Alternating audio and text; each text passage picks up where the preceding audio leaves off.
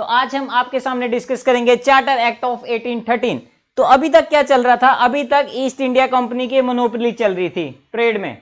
तो इस एक्ट में क्या किया गया, इस एक्ट में जो ईस्ट इंडिया कंपनी की मोनोपोली थी, इस मोनोपोली को खत्म किया गया विद ओनली 2 एक्सेप्शंस। कि आज से क्या होगा, ईस्ट इंडिया कंपनी की मोनोपोली होगी सिर्फ 2 चीजों में। अगर चाय में ट्रेड करना है वहां पे इनकी मोनोपोली होगी, और इसके अलावा अगर चाइना से ट्रेड करना है तो वहां पे इनकी मोनोपोली होगी। इसके अलावा ईस्ट इंडिया कंपनी की जो मोनोपोली थी उसको पूरी तरह से खत्म कर दिया गया। अब मोनोपोली मैंने आपको बताया था कि मोनोपोली क्या है, जहां पे एक सिंगल प्लेयर है, एक सिंगल कंपनी है, एक सिंगल प्लेयर है जो कि सारी चीजें कर रहा है, सारा व्यापार वही कर रहा है और वहां पे कोई कंपटीशन नहीं है। बट अब क्या किया गया, अब से जो ट्रेड था इंडिया के साथ वो ओपन किया गया for all the British subjects.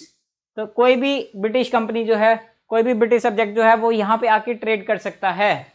तो क्या हुआ कि एक जब 1793 का एक्ट आया था, तो 1793 का जब एक्ट आया था तो उसके कुछ सालों बाद, 12-13 सालों के बाद क्या हुआ था, एक बहुत बड़ा एम्परर था, एक बहुत बड़ा फ्रेंच एम्परर था। हिज नेम वाज नेपोलियन,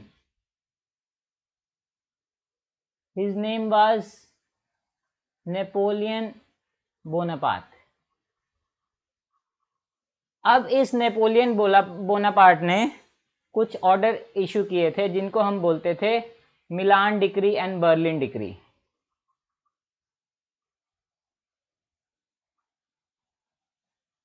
ठीक है, तो मिलान डिक्री और बर्लिन डिक्री के थ्रू इन्होंने क्या किया, इन्होंने कुछ सैंक्शन सिस्टम टाइप लगाए जिसको हम उस टाइम कॉन्टिनेंटल सिस्टम बोलते थे।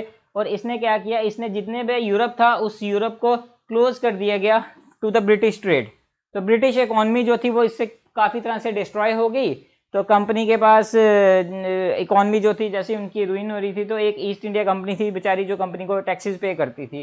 तो उन्होंने बोला कि क्यों ना हम और ज्यादा कंपनीज को एंटर करें यहाँ पे, ताकि ज्यादा से ज्यादा कंपनी ट्रेड कर पाए और ज्यादा से ज्यादा हमें कलेक्शन आए पैसे की।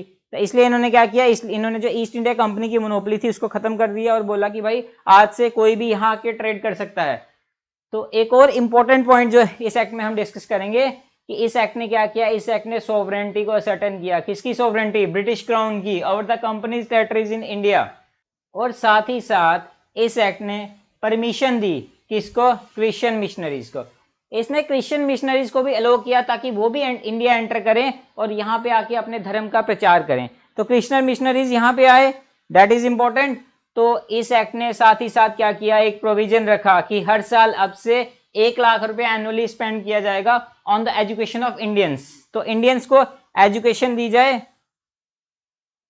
तो उसके लिए 1 लाख रुपया कंपनी को हर साल रखना है।